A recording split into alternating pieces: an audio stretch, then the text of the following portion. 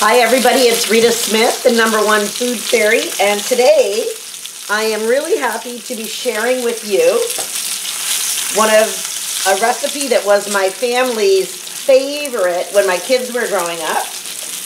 They would eat it every time. That was the key point. If you make food for kids, as Danny Shaw has found out this morning when she made breakfast 5 times, nobody minds cooking. What you really mind is cooking, and then your kids won't eat it, and so you end up with hot dog circles and ketchup or something.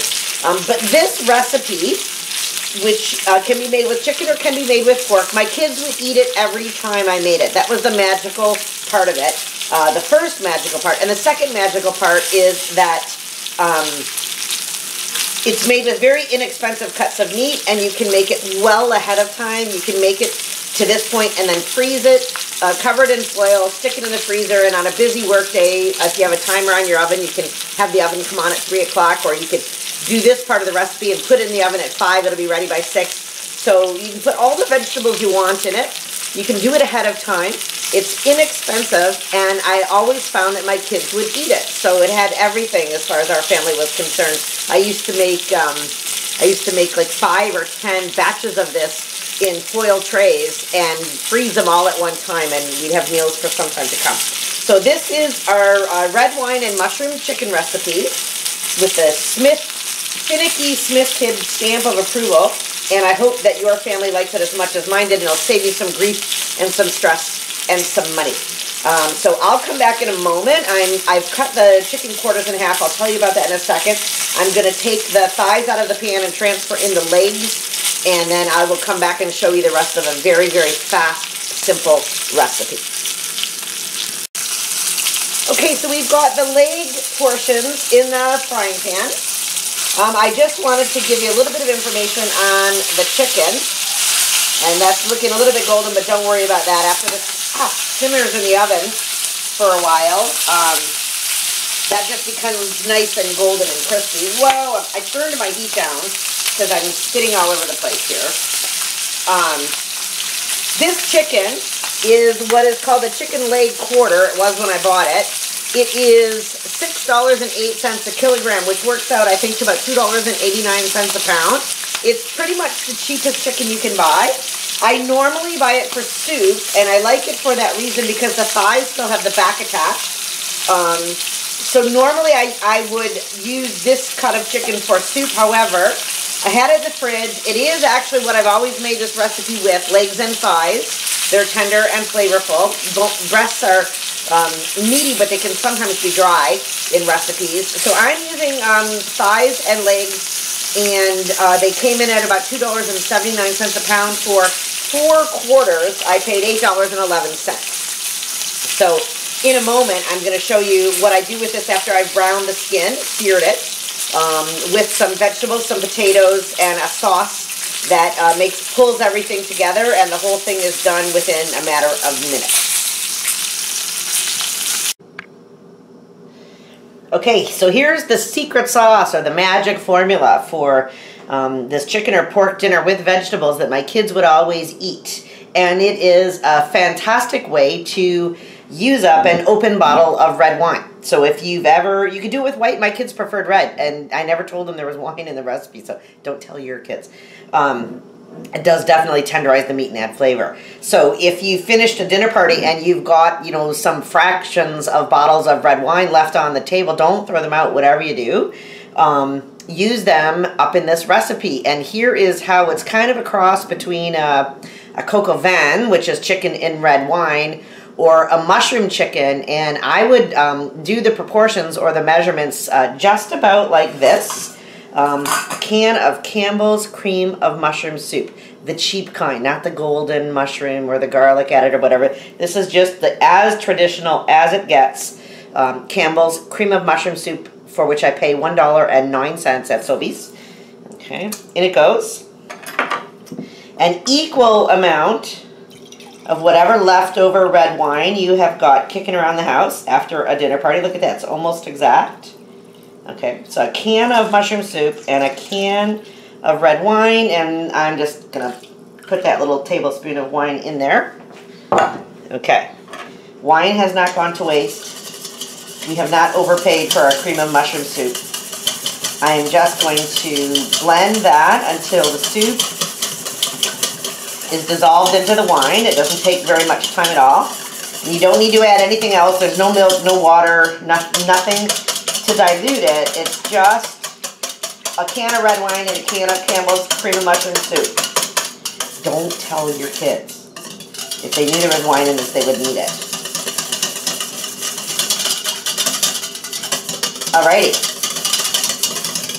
Oh my God, I'm exhausted. That was like a sauce that took hours. Okay. So any container that you've got that has a lid that will hold a good chunk of vegetables, I peeled some carrots and sliced some potatoes. I already showed you how to do that in the carrot and potato video, so I'm not going to repeat myself there. And the only thing to remember is carrots are hard and they take a long time to cook. Potatoes take less time to cook.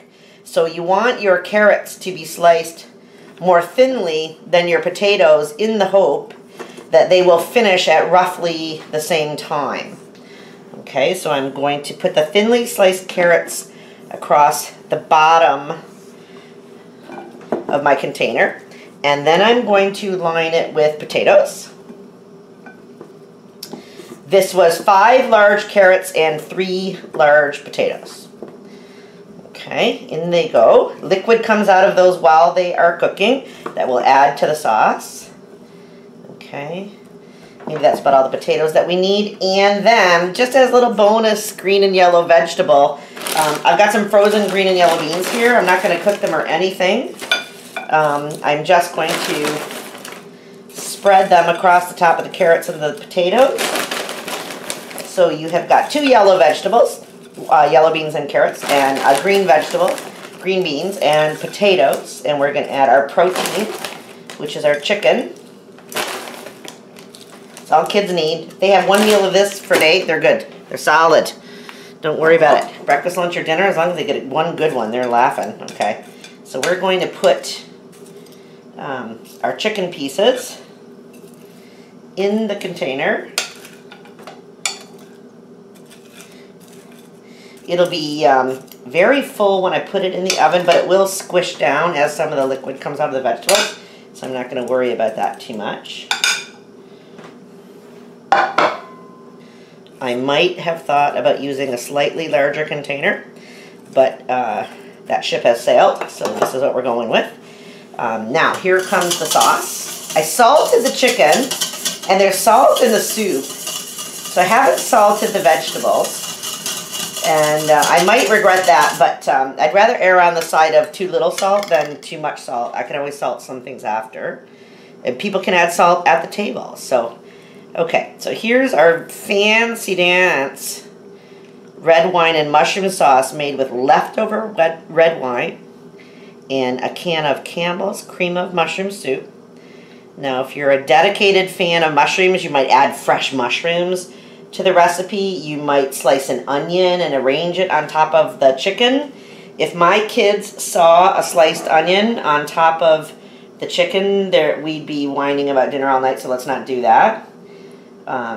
This recipe is also really good with pork chops, inexpensive pork chops. When you get the 9-pack of blade chops and rib chops combined. Okay, so we have in here carrots, potatoes, yellow beans, green beans, chicken which has been browned on top of the stove in a little tiny bit of fat, and I'm going to cover it. The cover will fall down as things start to cook, and I'm going to put it in the oven. Oh, maybe an hour at 350. If I had made this ahead of time and frozen it, and it was frozen solid in a block in an aluminum foil container, covered in foil, and went in the oven when the timer came on. You'd need to turn the timer on at about 1 o'clock in the afternoon, or maybe 2 o'clock in the afternoon, at 325, so that it has time to thaw and then cook, so that when you get home from work and the kids get home from school, the buzzer's going off at 6 p.m., dinner is ready. So about an hour if you just made everything fresh at 350, and about at least 3 hours if it's frozen solid at 325, maybe 4 hours. because you're putting it in frozen like a block, but still it's just so awesome to hit the front door and smell dinner ready for everybody when you get home. So I'm going to put this in the oven now and bake it, and when we come back you'll see what the fancy dance red wine and mushroom sauce chicken looks like coming out of the oven, and maybe I'll find some kids on the street that want to come and try it and give you an opinion, some feedback on this recipe. Okay, here we are with our chicken red wine mushroom sauce, using up a bottle of open red wine that has been sitting here for a couple of days, and a can of Campbell's cream of mushroom soup.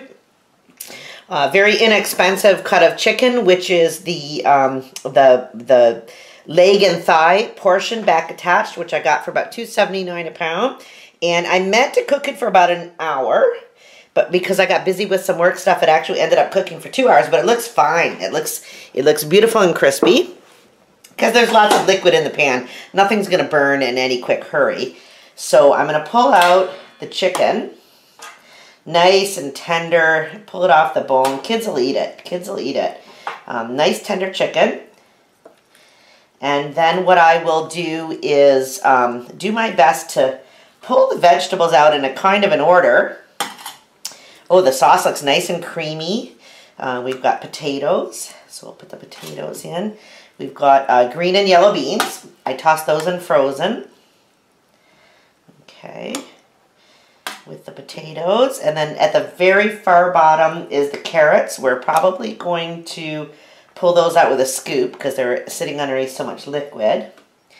And then I think what I might do, because the liquid in here looks so yummy with the red wine and the mushroom soup, and the liquid that comes out of the vegetables naturally as you're cooking them, I might just thicken it a tiny bit to make some gravy.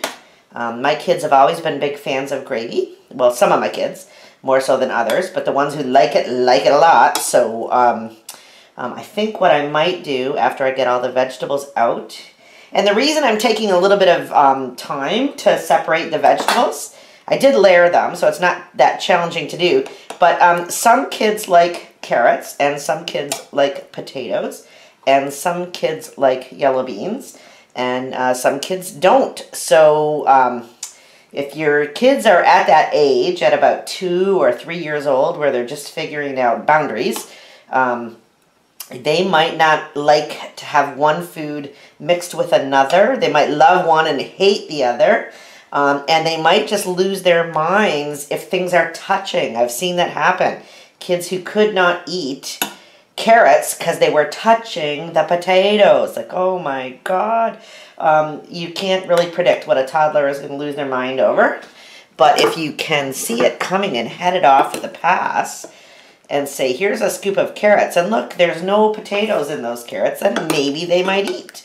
And that would save some mothers some stress. So I would try to put them out on the tray, a little bit divided up, so that the kids could take what they like. And I am definitely going to just quickly thicken what's left behind here on the stove with a little bit of cornstarch. I'm going to boil it. I'll put in a bit of liquefied cornstarch that's been mixed in water, and this will make a really beautiful creamy gravy.